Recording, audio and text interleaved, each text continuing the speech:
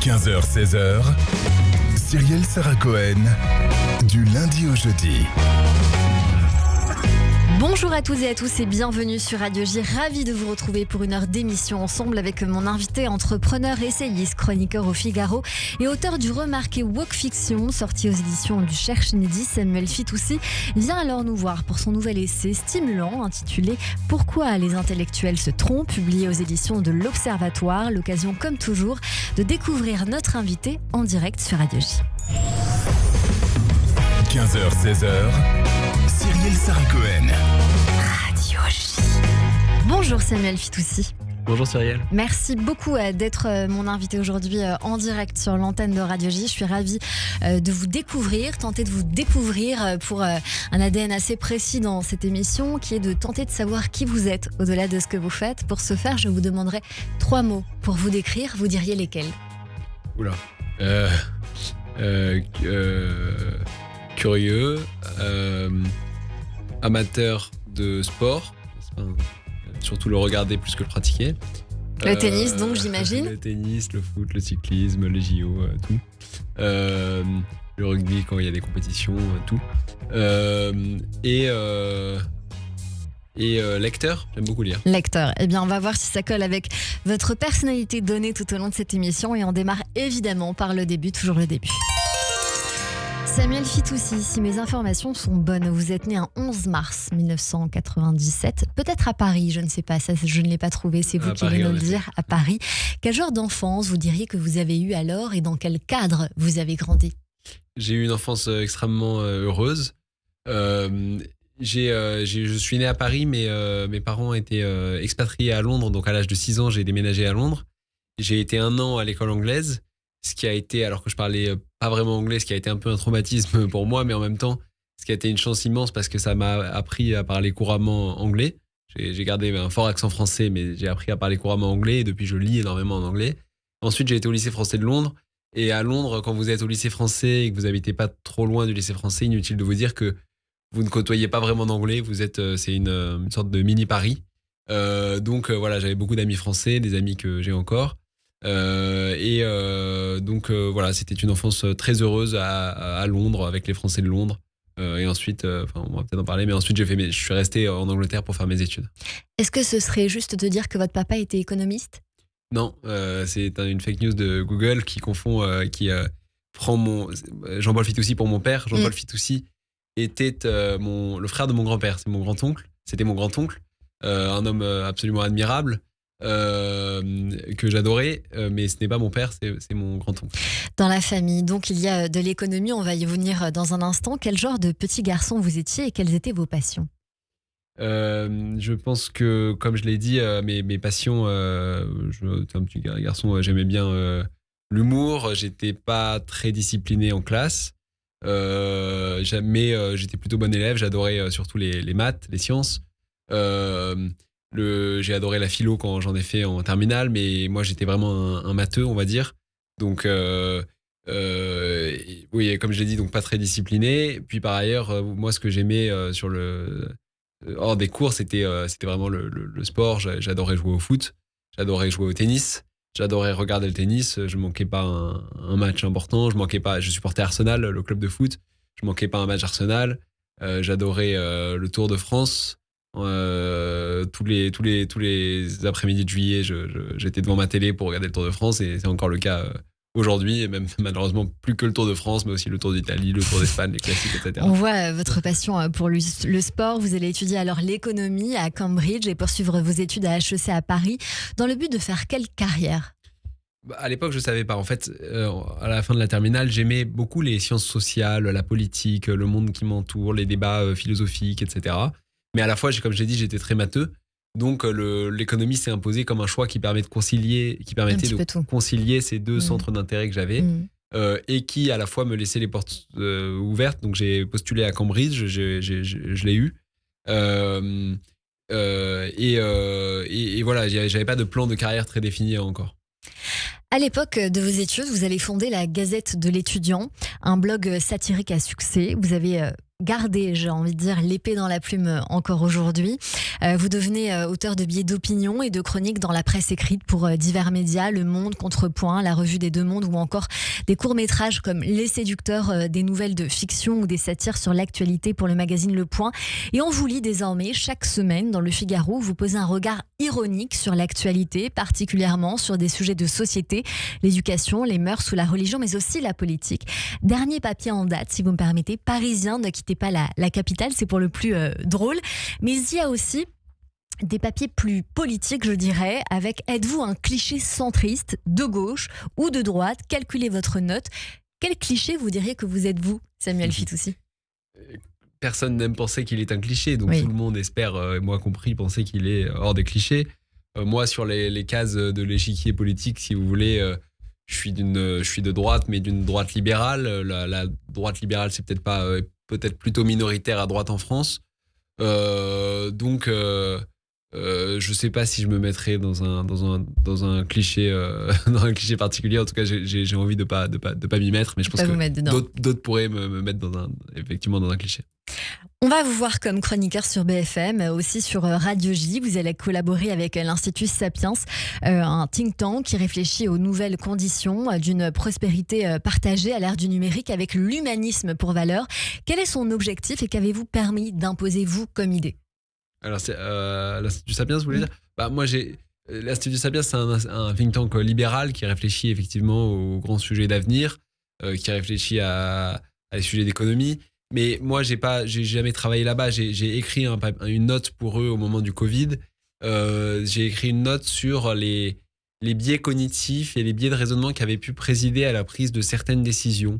J'ai essayé d'étudier les dynamiques sociales qui avaient permis l'acceptation de mesures de restriction des libertés si fortes et si facilement, parce que la population, c'était assez surprenant, avait été très docile, alors que quelques mois plus tôt, pour les 80 km/h d'Édouard Philippe ou pour la taxe, l'augmentation du prix à la pompe à essence, là, on avait vu les gilets jaunes, des révoltes tous les week-ends.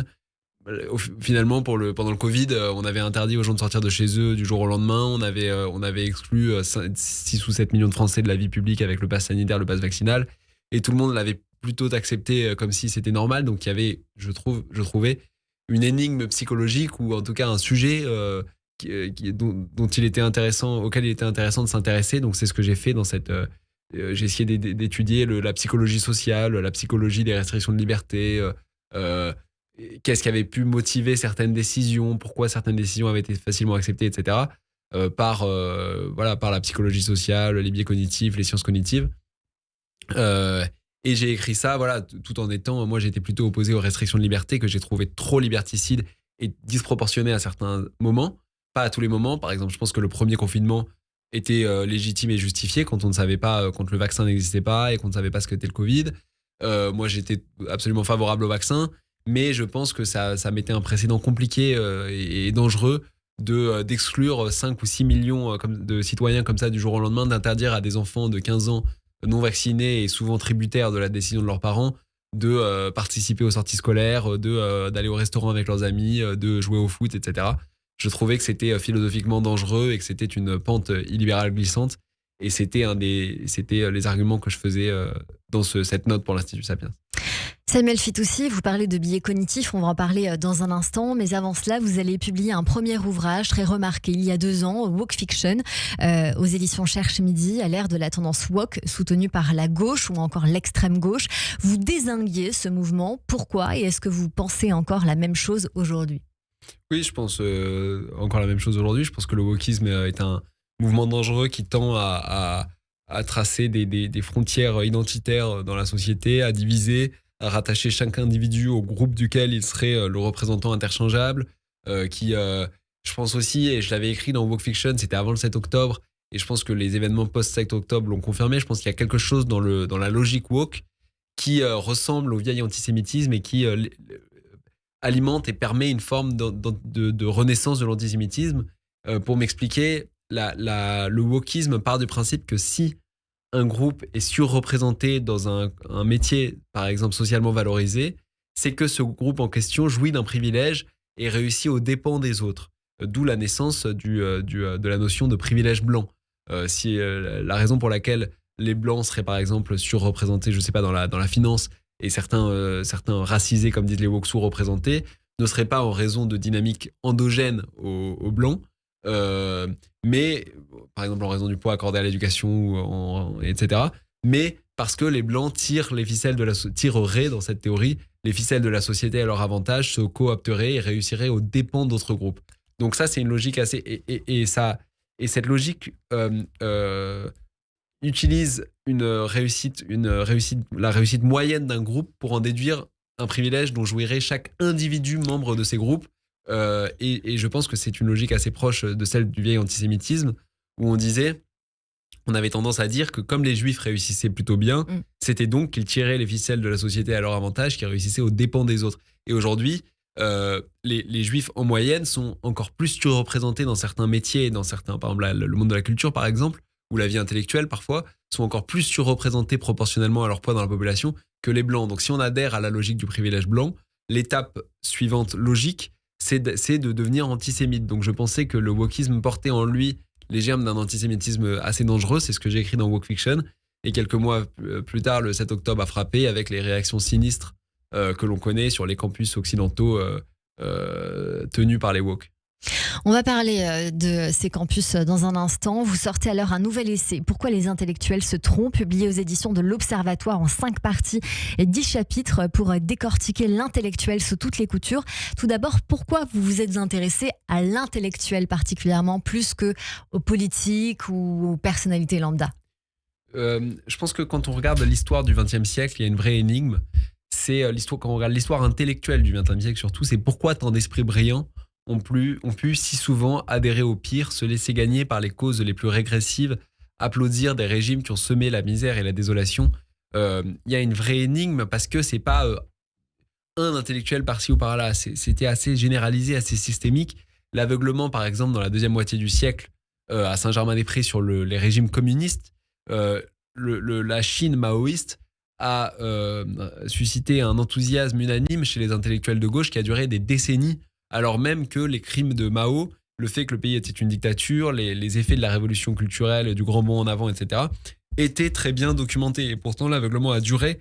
Donc, il y a une vraie énigme. Comment est-ce que des esprits brillants, comme Sartre, Simone de Beauvoir, qui étaient parmi les intellectuels les plus érudits et les plus puissants cognitivement de leur temps, pourquoi est-ce que des gens comme ça ont pu refuser l'évidence ? Pourquoi est-ce que les gens comme ça ont pu employer leur intelligence, non pas pour accéder à la vérité, mais pour construire des justifications théoriques complètement fallacieuses pour défendre des absurdités? Et donc c'est à cette énigme que je m'attaque dans mon livre, c'est les causes de l'aveuglement intellectuel, les causes de l'erreur intelligente à laquelle je m'intéresse dans cet ouvrage. Et quelle réponse vous avez trouvée alors ?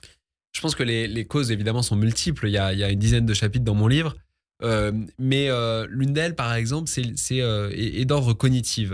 Je rappelle dans mon livre, dans le premier chapitre, que la raison humaine n'a pas été façonnée par l'évolution pour nous mener uniquement vers la vérité, mais aussi pour nous permettre de faire bonne figure en société. C'est-à-dire que l'évolution nous a donné d'une rationalité épistémique qui nous permet d'utiliser notre intelligence pour chercher la vérité, et d'une rationalité sociale qui nous permet d'utiliser notre intelligence pour nous faire bien voir par les autres. Et souvent, ces deux rationalités entrent en opposition, surtout quand une erreur s'impose, quand une erreur devient consensuelle. Quand une erreur devient consensuelle, la rationalité épistémique nous mènerait à nous opposer à cette erreur et donc à nous opposer au groupe, et la rationalité sociale nous mènerait à nous faire bien voir par le groupe et donc à adhérer à cette erreur qui fait consensus. Et souvent, donc, quand les deux rationalités s'opposent, c'est la rationalité sociale qu'on choisit inconsciemment, parce que ces processus mentaux sont largement inconscients, sont inscrits dans notre façon de raisonner sans qu'on s'en rende compte. Mais donc, je pense que ça explique un certain nombre ça explique pourquoi l'intelligence n'est pas une antidote à l'erreur, pourquoi l'intelligence ne protège pas de l'erreur. Est-ce que vous pensez que ça peut être aussi conscient ? Je pense qu'évidemment, parfois, il y a du cynisme de la part d'intellectuels, de commentateurs, etc., qui font consciemment très attention à ce qu'ils disent, qui ne disent absolument pas tout ce qu'ils pensent, parce qu'ils risqueraient de perdre leur chronique, leur métier, etc. Donc oui, je pense qu'il y a une forme de cynisme, mais si vous voulez, je pense que ça explique sans doute beaucoup de choses, mais c'était pas le dire, c'est faire un procès d'intention. Donc c'était pas l'objet de mon livre, c'était pas très intéressant d'en parler dans mon livre.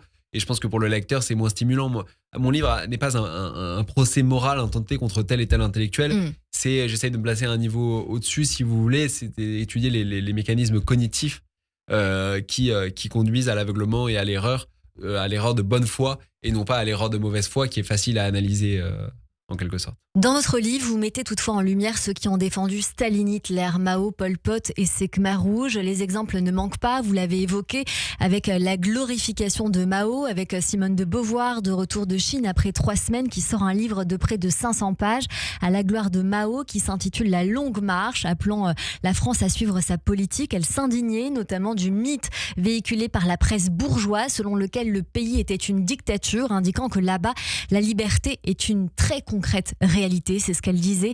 Il y avait aussi Le Monde qui traitait de menteurs, ce qui, comme le critique littéraire belge Simon Leys, faisait état d'un bilan humanitaire peu reluisant de la Chine.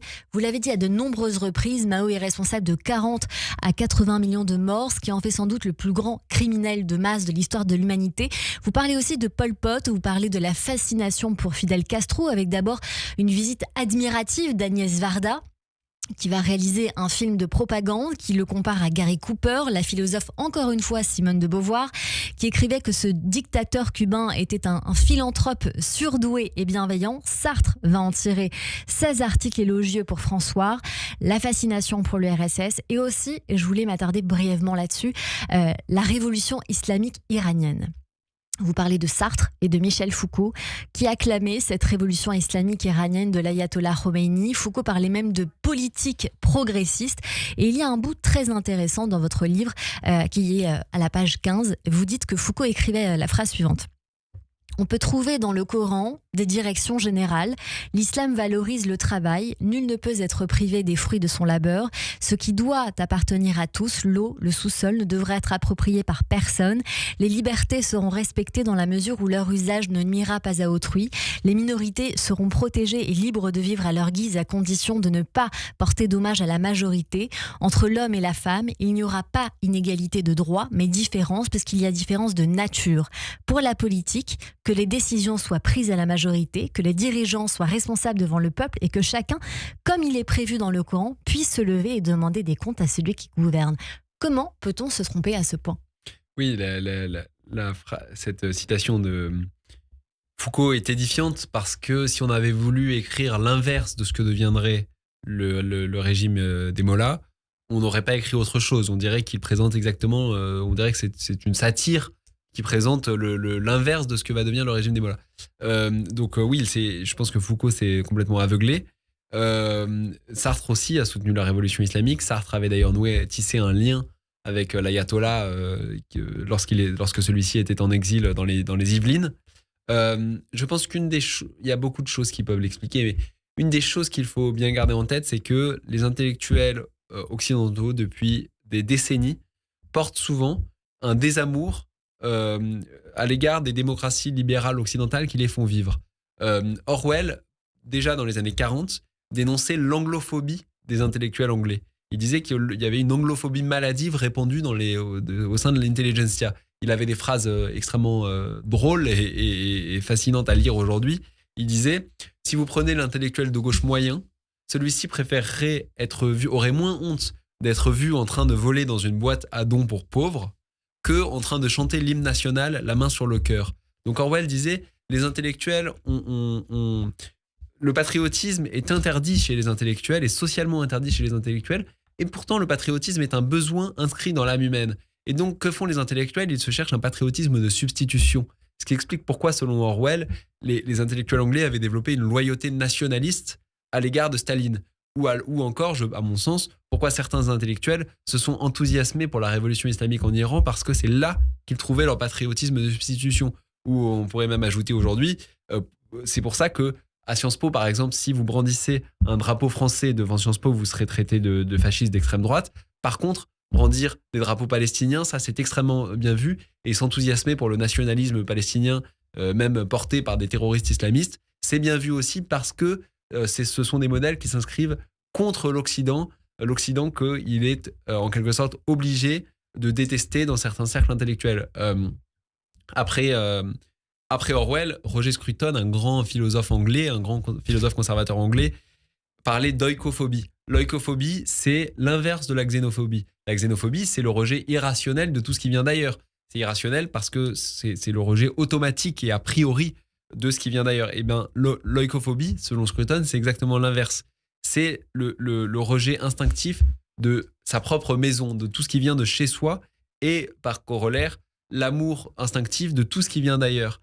Et Orwell disait que les peuples occidentaux n'étaient pas atteints par cette maladie, mais c'était une maladie spécifique à l'intelligentsia occidentale. Il disait, c'est le problème aujourd'hui dans le monde universitaire, c'est le problème dans l'éducation anglaise.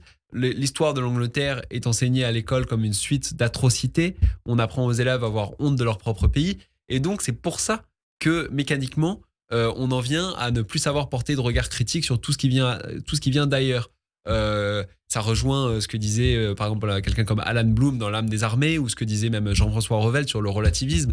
Jean-François Revel disait on doit... L'idéal universaliste, c'est de porter un regard critique autant sur sa propre civilisation que sur celle des autres. Ce n'est pas, nous ne devons pas être plus complaisants envers notre propre civilisation qu'envers celle des autres.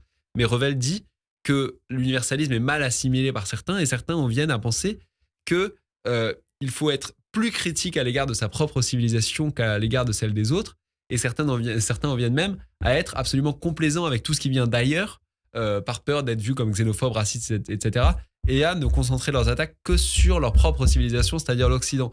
Donc je pense que c'est ça, c'est ce relativisme mal compris, cet universalisme, cet idéal universaliste mal assimilé qui pose des problèmes aujourd'hui et qui explique ce qu'on voit chez beaucoup d'intellectuels et au sein d'une grande partie de l'intelligentsia.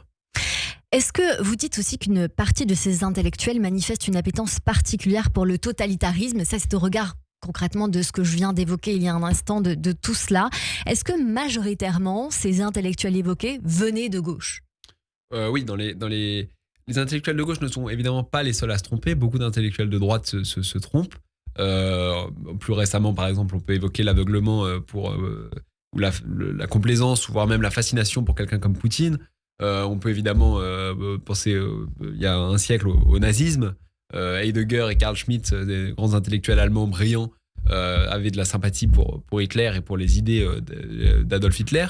Mais de fait, si on regarde de façon très objective la période que je couvre majoritairement dans mon livre, qui va de la chute de la fin de la Seconde Guerre mondiale à aujourd'hui, ce sont majoritairement des intellectuels de gauche qui se sont lourdement trompés, que ce soit sur l'URSS, sur Staline, sur Staline au sein de l'URSS, mais pas que sur Staline d'ailleurs, sur tous les dictateurs en Union soviétique, sur la Chine maoïste, sur le Vietnam du Nord, sur les Khmers rouges. On sait que la presse de gauche a longtemps nié le génocide mené par les Khmers rouges, génocide qui tua 2 millions de personnes, soit 40% de la population cambodgienne.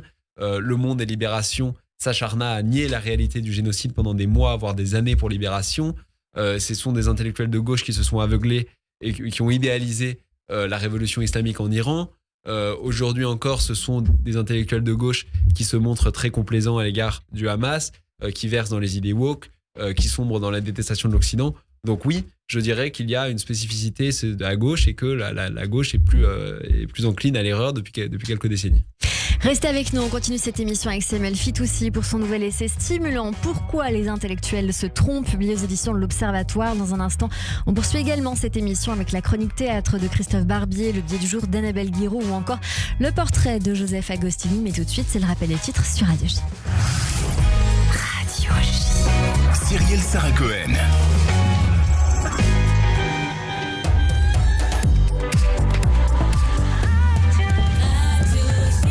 15h30 sur Radio J, bonjour et bienvenue. Tout de suite, le rappel des titres avec Nina Alouche.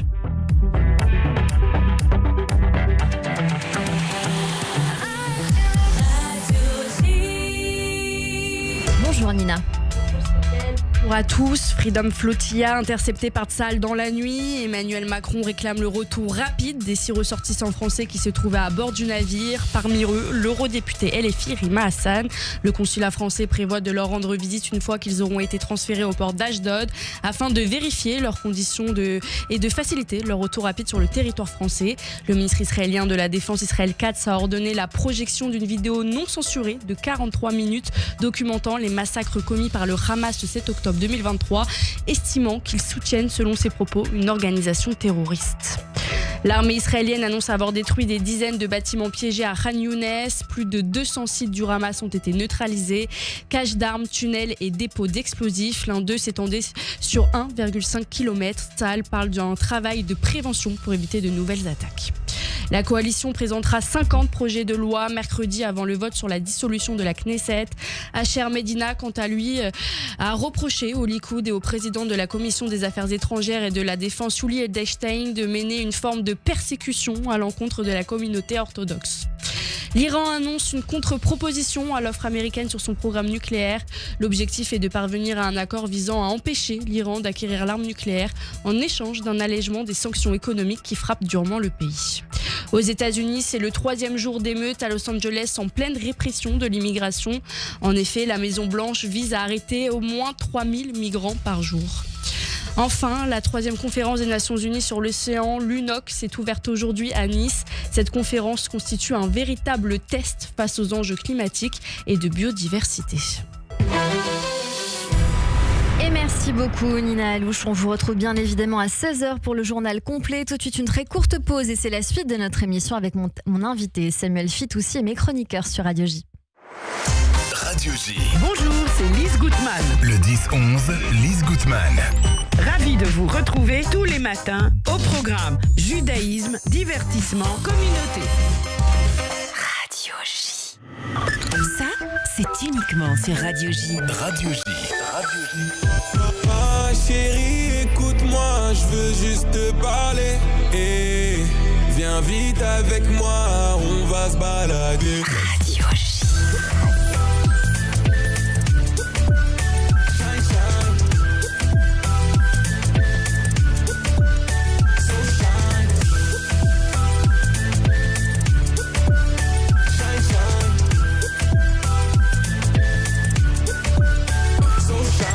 Vous écoutez Radio J.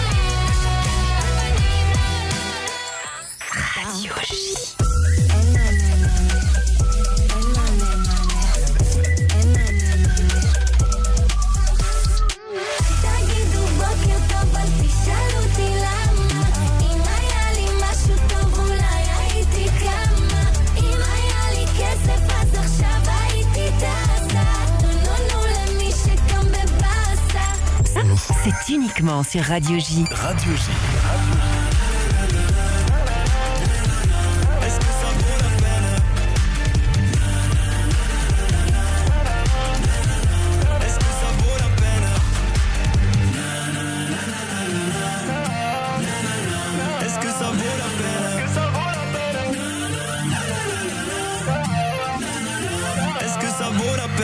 Radio J. Radio J. Radio J. Radio J. 15h-16h. Cyrielle Sarah Cohen. Du lundi au jeudi. De retour sur l'antenne de Radio J. Merci de passer votre après-midi avec nous jusqu'à 16h avec mon invité aujourd'hui, Samuel Fitoussi, pour son nouvel essai « Pourquoi les intellectuels se trompent », publié aux éditions de l'Observatoire. Nous évoquions bien sûr les intellectuels il y a un instant avec vous, Samuel Fitoussi, ce qui m'amène à vous demander si quand on allume sa télévision aujourd'hui, son téléphone, nous sommes épiés, drivés par les algorithmes que nous générons, bien sûr au départ, influencés par la télévision. Et quand on regarde une chaîne de télévision, parce que quelle qu'elle soit, bien évidemment, on observe des intellectuels de tous bords, spécialistes des questions ou autoproclamés spécialistes à force de récurrence. Est-ce que vous qui avez examiné les mécanismes sociaux, culturels, cognitifs qui les conduisent à l'aveuglement, parfois au détriment de la société qu'ils prétendent éclairer, vous pouvez nous dire que la pensée est en danger ? Je pense que la pensée n'est pas plus en danger qu'elle ne l'était avant, les réseaux sociaux, les chaînes d'infos en continu, etc. Je pense, moi, à parier, je dirais même que les réseaux sociaux et les chaînes d'infos, et en tout cas la pluralité des chaînes d'infos a un effet positif sur la vitalité de la vie intellectuelle et la libre pensée. Je pense qu'on a tendance à idéaliser le passé. Il ne faut pas oublier que dans les années 70, où il n'y avait que quelques chaînes, où il y avait quelques grands journaux qui se vendaient très très largement, les Français étaient aussi bloqués dans des bulles et dans des chambres d'autoconfirmation, des chambres d'écho, tout simplement parce qu'ils n'avaient pas accès à une pluralité d'informations. Ils n'avaient pas. Si par exemple une fake news était imprimée dans Le Monde, elle prenait parfois des mois et des années à être à démontée. Par exemple, je rappelle quand même que quand Simon Leys a expliqué que le maoïsme n'était pas un succès, que des dizaines de millions de morts s'accumulaient, lui, il savait de quoi il parlait parce qu'il avait vécu en Asie. Le Monde l'a traité de charlatan. Le Nouvel Obs a expliqué qu'il racontait des fake news. Et la fake news officielle, entre guillemets, du Monde et du Nouvel Obs, pour les lecteurs du Monde et du Nouvel Obs, a duré des années. Idem pour le génocide au Cambodge. Libération l'a nié pendant des années. Et s'il y avait eu les réseaux sociaux à l'époque, la vérité aurait sans doute émergé plus vite et les gens auraient été soumis à une pensée critique et à des opinions et à des faits à l'encontre de leurs croyances préétablies, je pense, plus rapidement. Donc oui, bien sûr, les réseaux sociaux, les chaînes d'infos en continu ont beaucoup d'effets négatifs qui sont souvent évoqués et documentés, mais je pense qu'il ne faut pas oublier qu'ils ont aussi beaucoup de bienfaits.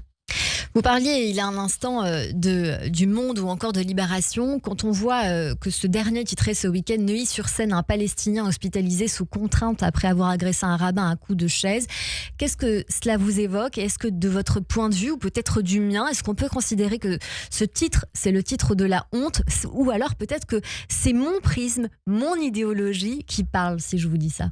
Non, je suis évidemment d'accord avec vous. On aurait voulu faire une satire du Monde ou de Libération, on n'aurait pas écrit autre chose. Titré sur le Palestinien blessé après que ce Palestinien en question a frappé un rabbin, c'est absolument absurde. On voit le biais idéologique de façon absolument paroxystique, en effet. Samuel Fitoussi, vous avez donné une interview à Times of Israel avec un exemple concret, avec 2 hommes. Et j'aimerais, au travers de tout ce qu'on vient de se dire, qu'on essaye de faire un petit exercice ensemble aujourd'hui. J'aimerais qu'on juge un extrait concret et tendu sur la flottille de Gaza qui vient d'arriver à son terme depuis cet échange, mais un face-à-face tout à fait intéressant entre Mathieu Slama d'une part et Simon Moss de l'autre côté. Si vous le voulez bien, on va écouter le premier extrait avec Mathieu Slama. La situation sur place est absolument dramatique de l'aveu de toutes les ONG sur place, de tous les gens qui se rendent sur place, etc. Donc, l'intérêt de cette flottille, c'est quoi ? C'est de créer du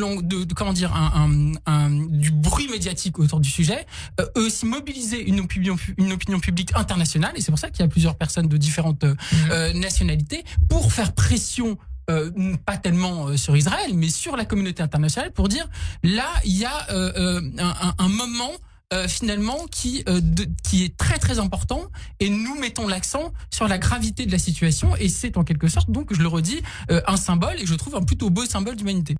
On va écouter ensuite la réponse de Simon Moss, tous deux au micro de Steve Nadjar à 15h, un petit peu entravé, vous allez le voir. C'est un cirque. C'est vraiment un cirque. Et dans ce cirque, on voit vraiment ce qu'aujourd'hui la jeunesse occidentale peut produire de plus ridicule et de plus indécent. Je pense que même ceux qui sont attachés à la défense des droits des Palestiniens commencent à en être un peu embarrassés, parce que il s'agit pas là d'une mission humanitaire. on a quelques militants. Vous parlez tout à l'heure d'un beau symbole. L'un de ces militants, bon déjà c'est Rima Hassan. Thiago Voilà. Elia, qui Alors, en effet lui, est une personne qui est extrêmement problématique, et je suis premier pourquoi à le elle est dire. problématique? Soutien de la Russie, de l'Iran Et- et du Hezbollah. Voilà. Et c'est Rima inadmissible, Hassan. qu'il soit Bon, là, déjà, je ça suis d'accord. disqualifie. Mais ça n'est pas le cas de Greta Attendez. Thunberg et d'autres personnes présentes sur ce. Alors, sur c'est le cas ce de sujet. Rima La présence Hassan. de Rima Hassan n'est C'est pas le cas problématique. Non, de Rima Rima Hassan Hassan. n'a pas soutenu officiellement le Hezbollah, n'a Le pas soutenu Hamas. officiellement l'Iran ou la Russie. Arrêtons de dire des bêtises. Le Hamas. Elle a tenu des propos qui sont Le Hamas. très problématiques. Elle n'a pas soutenu ouvertement Elle le a dit Hamas. que leurs Non, elle a actions dit étaient que légitimes. l'action Non. était légitime, mais après elle a dit qu'elle ne soutenait pas le Hamas. Donc il ne faut pas non Si. plus dire n'importe quoi. Pourriez-vous analyser ces deux discours au travers de, comme vous le dites très souvent, des intellectuels qui parfois se trompent ou ne se trompent pas, où l'un est obsédé par la vérité et l'autre a le souci d'être bien vu, pour grossir le trait? Je pense que Mathieu Slama a le biais classique des intellectuels de gauche, qui est qu'il croit que tout découle des erreurs du monde occidental, Israël étant inclus dans ce monde occidental. Et ça le mène à croire que le monde occidental, ici Israël, est le seul acteur, qu'Israël pourrait décider seul, mettre fin au conflit seul, qu'il n'y a pas que les ennemis du monde occidental, c'est-à-dire la société gazaoui, ou en tout cas le Hamas qui contrôle cette société en ce moment, n'a pas d'agentivité, n'agit pas. Et ce qui est très étonnant dans ce que dit Mathieu Slama, c'est qu'il a raison que la situation à Gaza est absolument humanitairement catastrophique, fait énormément de peine, et on devrait tous souhaiter que cette guerre prenne fin le plus rapidement possible. Mais une fois qu'on s'est tous rangés à cet objectif et à ce souhait que la guerre prenne fin le plus vite possible, il est étonnant que Mathieu Slama considère qu'il faut faire pression uniquement sur Israël, parce que c'est ce que fait ce bateau aujourd'hui depuis quelques jours. Ce bateau fait pression sur Israël, veut jeter l'opprobre sur Israël, veut inciter Israël à arrêter cette guerre. Et aucun de ces militants et de ces intellectuels de gauche ne pense même une seule seconde à enjoindre le Hamas de rendre les otages, de déposer les armes, etc. Donc c'est, je pense, un biais classique qu'ont de façon intemporelle. C'était pareil pendant la guerre froide. Pendant la guerre froide, je parle dans mon livre de cas où l'intelligentsia était persuadée qu'il suffisait que l'Occident, que le bloc de l'Ouest se désarme pour que le bloc communiste se désarme lui aussi. Le biais mental consistant à croire que nous avons uniquement les ennemis que nous choisissons d'avoir, et que les actions de l'ennemi sont sans cesse des réactions aux nôtres. Mais en l'occurrence, je pense que c'est exactement l'inverse. Israël réagit aux actions du Hamas le 7 octobre et même avant. Le Hamas n'était pas obligé de transformer Gaza en arrière-base terroriste, et Israël réagit par une guerre, à mon sens, légitime, même si bien sûr on peut toujours contester les moyens. Et c'est, à mon sens, surtout aujourd'hui sur le Gaza, sur le Hamas, qu'il faut mettre la pression pour que cette guerre prenne fin, sachant qu'on souhaite évidemment tous qu'elle prenne fin. Vous avez dit, je crois, qu'à la fin de la Seconde Guerre mondiale, les Alliés ont fait la paix avec les Allemands, pas avec les nazis. De même, Israël peut et doit faire la paix avec les Palestiniens, pas avec le Hamas. C'est exact? Oui, je pense. Il y a aussi quelque chose qui m'agace en ce moment dans les discours de certains intellectuels de gauche sur ce sujet. Je pense à la tribune de Delphine Orwiller, par exemple.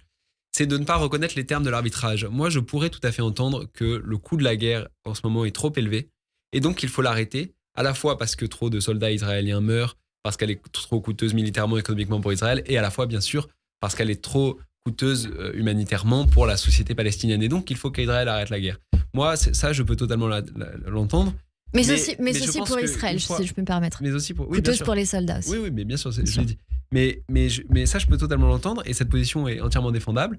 Mais ceux qui défendent cette position devraient reconnaître qu'elle implique de laisser le Hamas au pouvoir, et qu'on revient peu ou prou à la situation du 6 octobre, ce qui n'est pas inconcevable, à mon sens. Ce n'est pas inconcevable, mais au moins reconnaître les termes de l'arbitrage. Mais c'est trop facile de dire, moi, je veux une solution qui protégera Israël, qui fera cesser tout de suite la guerre, qui fera disparaître le Hamas. Qui ne souhaiterait pas cette solution qui n'offre que des avantages? Mais malheureusement, la politique, c'est souvent des choix entre plusieurs mauvaises solutions, et il faudrait que ceux qui prônent l'arrêt de la guerre reconnaissent ce que cet arrêt de la guerre implique. Est-ce que vous avez le sentiment que les intellectuels, vous avez cité Delphine Orwiller, sont un peu à côté de la plaque de la réalité du terrain? C'est-à-dire dire, moi j'aimerais ceci ou cela, mais dans les faits, ce n'est absolument pas possible ni concret.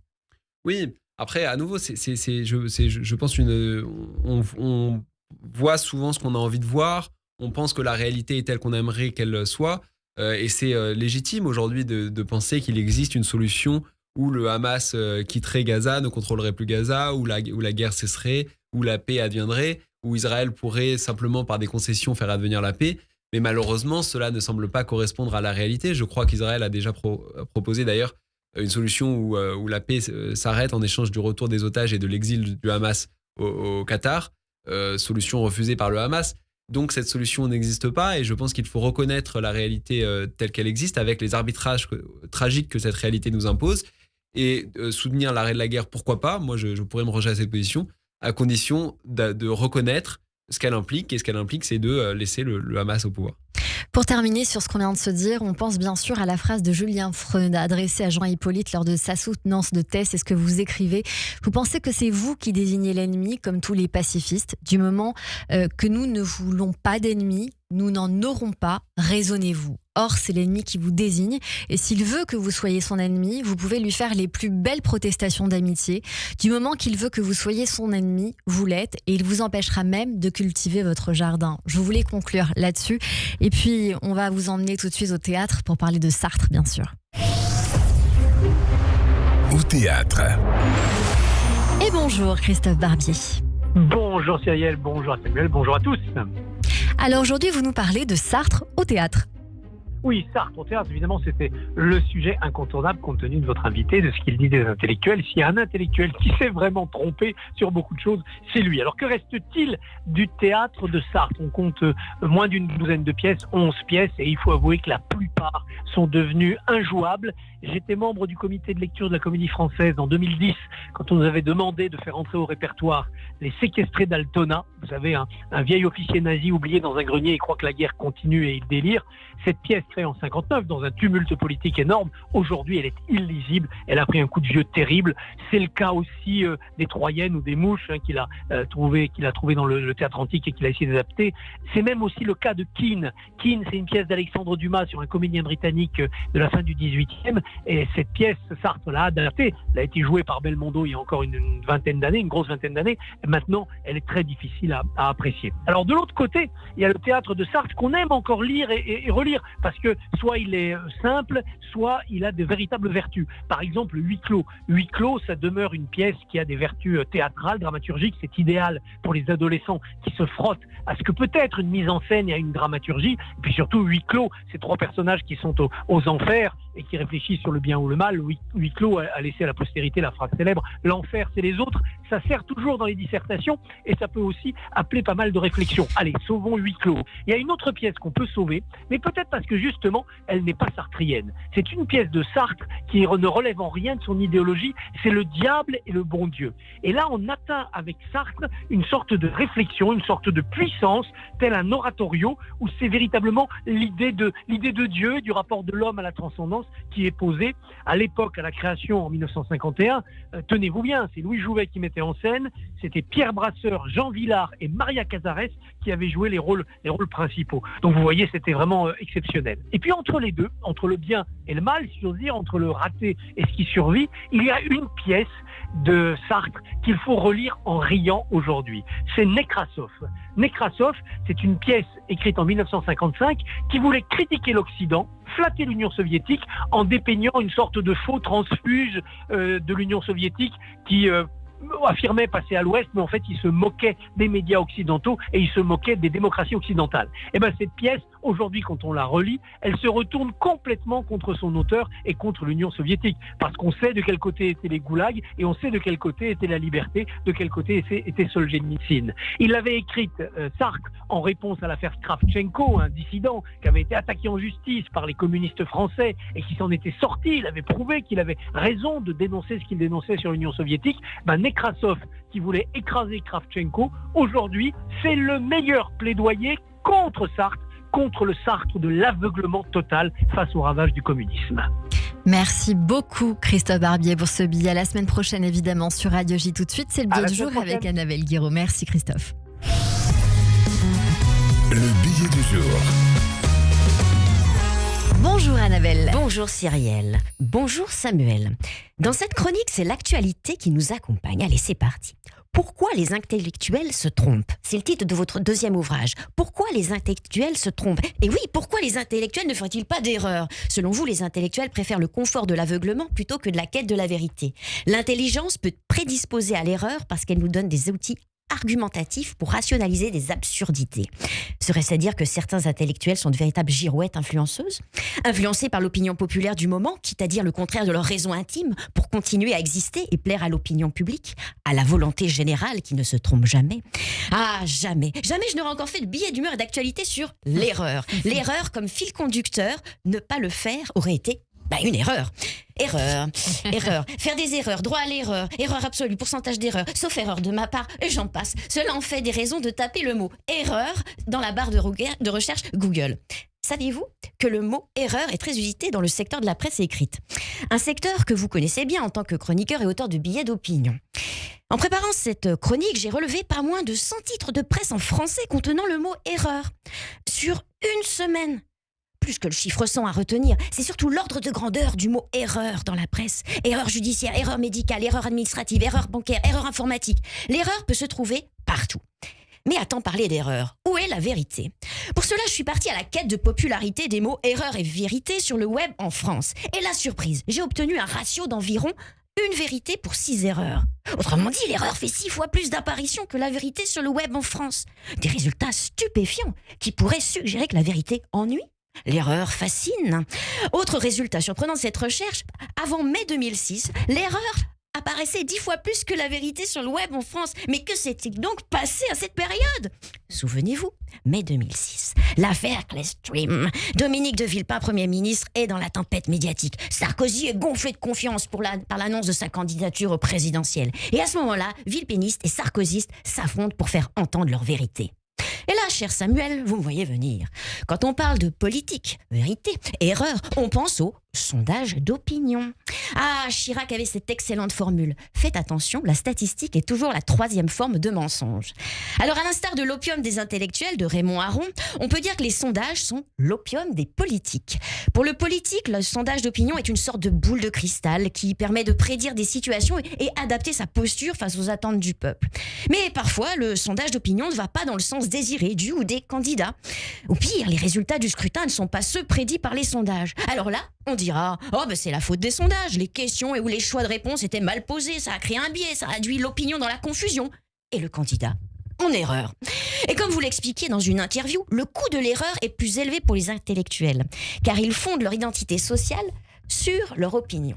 Alors j'ai envie de vous dire, la stratégie de l'erreur, c'est simple, on n'a pas le droit de se tromper. Se tromper, la notion d'erreur. Voilà de vastes champs d'exploration passionnants.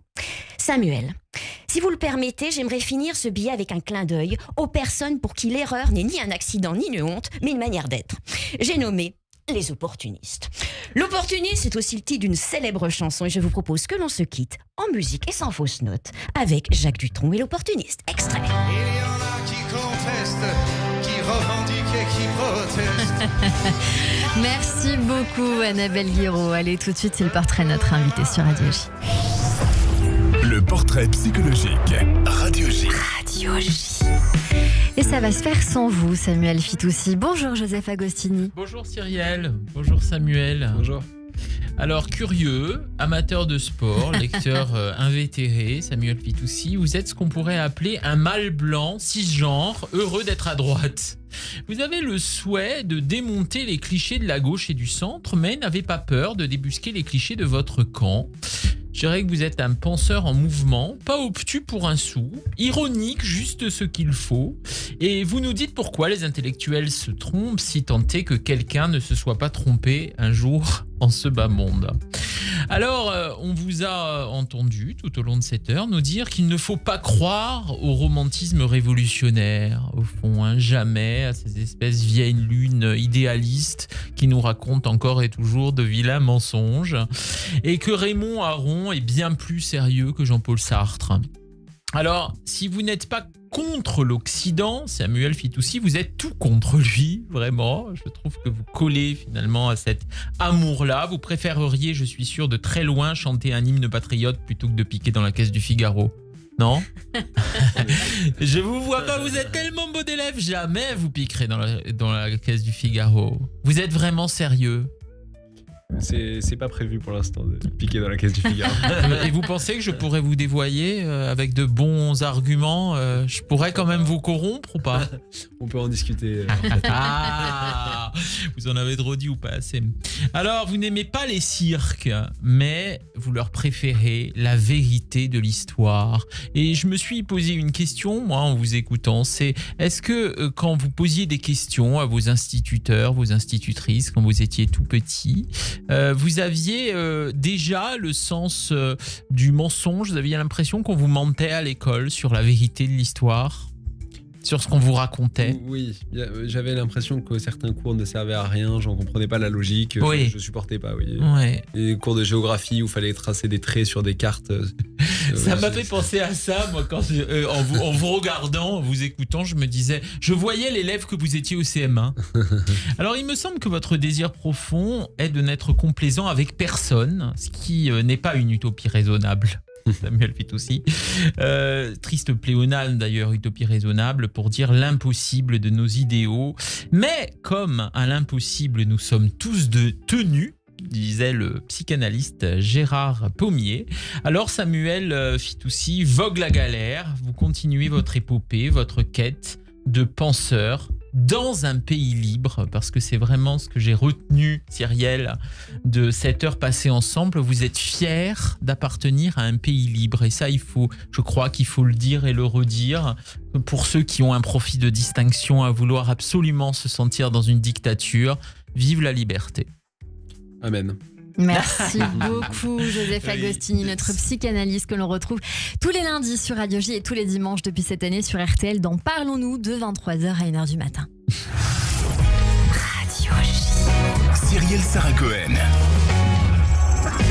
Merci beaucoup Samuel Fitoussi d'avoir été avec nous pour votre essai stimulant Pourquoi les intellectuels se trompent, publié aux éditions de l'Observatoire.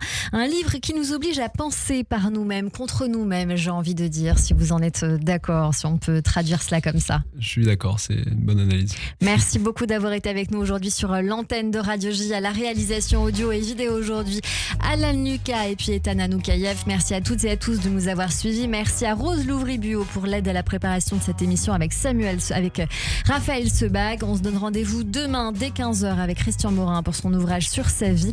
En attendant, c'est le Club Imo et le journal sur Radio J.